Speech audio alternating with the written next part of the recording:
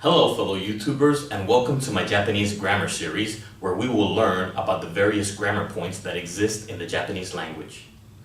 Now today I will be talking about how to conjugate verbs into the te form.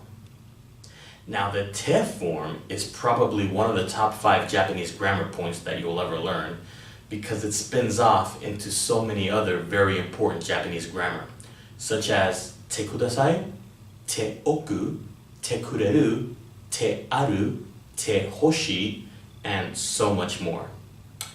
The te form is also known as the command form because it can be used to make informal requests such as eat, tabete, drink, nonde, and sleep, nette, just to name a few. Now the first thing that you have to learn is that there are 3 verb groups in Japanese. Verb group number 1 is the hardest to get through because it has 5 distinct layers to it. But don't worry, we will go step by step in order to make sure that we understand. The first layer of group 1 consists of any verbs that end in the syllable u, tsu, or ru. The second layer of group 1 consists of any verbs that end in the syllable nu, bu, or mu. The third layer are ku endings, and the fourth layer are gu endings. Finally, we have the 5th layer, which is any verb that ends in the syllable su. So let's look at the first layer of group 1, u, tsu, ru. If the verb that you're looking at ends in one of these, you simply drop the ending and replace it with a small tsu plus te. Te. So for example, let's look at the verb kau, which ends in u. In order to conjugate kau into the te form, we would drop the ending and replace it with te. Now kau becomes katte, buy it. Let's look at another verb, matsu, to wait. Matsu ends in a tsu. So in order to turn this into the te form, we drop that last syllable tsu and replace it with te. Now matsu becomes matte, wait. Let's look at one more verb, kimaru, to decide. Kimaru ends in a ru. So in order to turn this into the te form, you would drop the ending and replace it with te. Now kimaru becomes kimatte, decide. But I have to warn you guys that just because you see a verb that ends in a ru, that does not always mean that that verb will conjugate the same way every time. Verbs that end in ru are kind of exceptions because sometimes they do conjugate as a small tsu plus te, but other times they don't.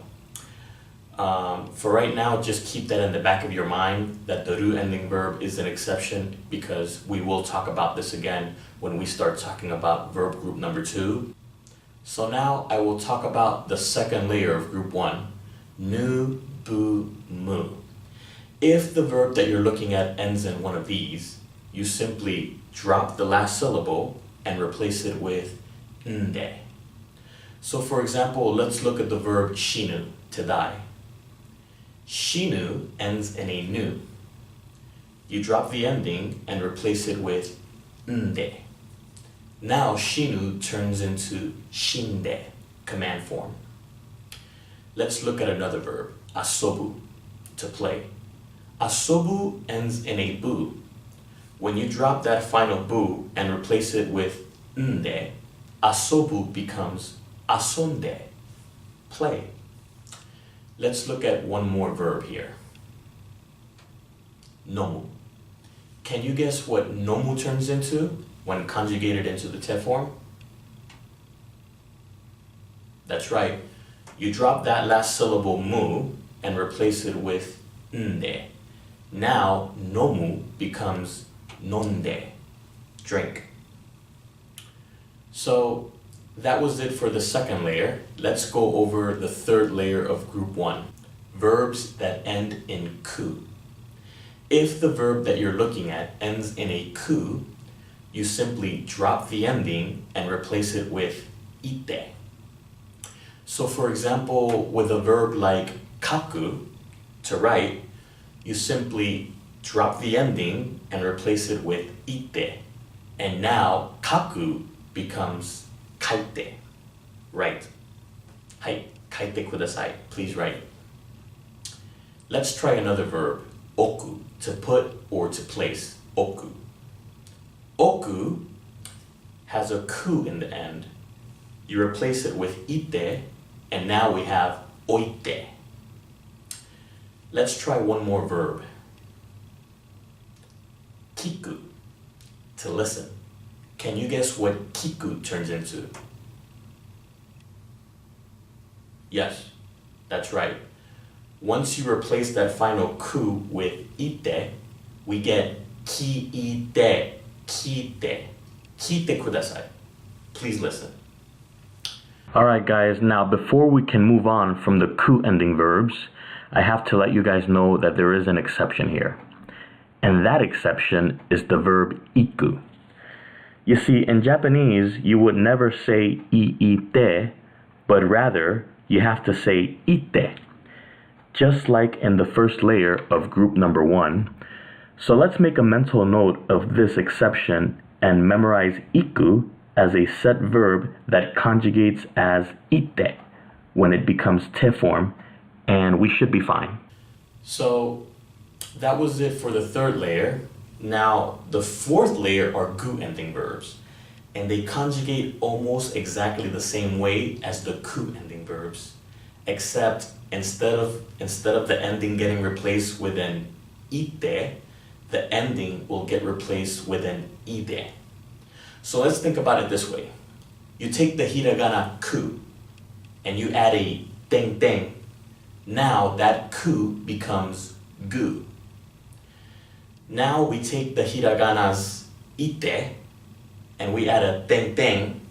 Now ite becomes ide, which is exactly the same way that these gu endings will get conjugated into the te form. So let's go over some examples here. Nugu. The verb nugu ends in a gu. In order to turn this into the te form, you drop that last gu and you replace it with ide. And now nugu becomes nuide. Let's try one more verb, oyogu, to swim. Oyogu also ends in a gu. In order to turn this verb into the te form, you simply drop that last gu and replace it with ide. Now oyogu becomes oyoide. Swim. Now we will talk about the final layer of group 1, the fifth layer, which are verbs that end in su. If the verb that you're looking at ends in a su, you simply drop that last su and replace it with shite. So let's take a look at a verb that ends in su. Hanasu, for example, to speak. Hanasu, yes, gets replaced with shite. So you drop that last su in hanasu and you replace it with shite. Now we have the command form. Hanasu, to speak, becomes hanashite, speak. Let's try one more verb that ends in su. Kasu. Can you guess what kasu turns into? It ends in a su, so kasu becomes kashite. Yes, kasu becomes kashite. So that was it for group number 1 with its 5 layers, and I know it seems like a lot right now, but if you guys can learn to get a good handle on group number 1 with its 5 layers, I promise you that verb group number 2 and verb group number 3 will seem like a piece of cake. Do you guys remember when I had said that we will be coming back to the ru ending verbs? Well, here it is, verb group number 2.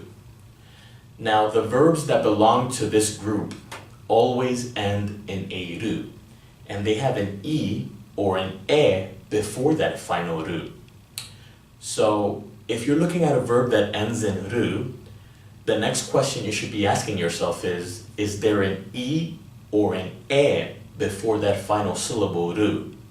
In other words, is it an iru, eru ending verb? We will go over 3 examples over 3 verbs that are iru, eru ending verbs. So let's look at taberu, miru, and okiru. All of these verbs are iru, eru ending verbs, and they conjugate the same way. You simply drop that last syllable ru and replace it with te.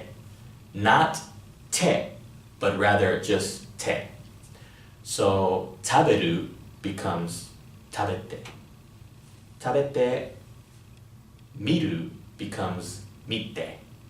Mite. And okiru becomes okite. Wake up. So before we can close the book on group number 2, I have to let you guys know that there are exceptions. So I know that the Japanese language is full of exceptions, but we have to go over this. You see, as I've said before, the Japanese language sometimes breaks its own rules, and so there are exceptions of iru, eru ending verbs that don't fit neatly into the iru, eru paradigm. And that's because even though these verbs do end in an iru or an eru, they are actually classified as group 1 verbs and thus would have to be conjugated with a small tsu plus te in order to become te form. So here's a list of the exceptions to the rule. Memorize these as separate iru, eru verbs that belong to group 1 and you should be fine. The following verbs belong to group 1 even though they end in iru or eru. They are exceptions to the rule and must be memorized in order to avoid confusion. Now we will talk about the third and final verb group number 3. Now, verb group number 3 consists of the 2 irregular verbs, kuru, to come, and suru, to do. So in Japanese, you would never say kute kudasai, but instead you would say kite kudasai, please come. And as for the conjugation of suru, this comes in very handy when talking about suru ending verbs, verbs that are suru verbs. For example, unten suru.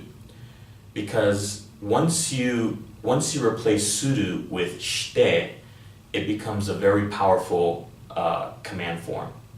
So if you have a friend and you want to tell your friend informally to drive, you can say unten shite, drive. Or if you have a boyfriend or girlfriend and you want to ask them for a kiss or let them know, kiss me, you can say kisu shite, kiss me. This is how powerful the te form is and how powerful it can be. So I want you guys to practice using the te form, practice conjugating verbs into the te form, because it is one of the most powerful conjugations in the Japanese language.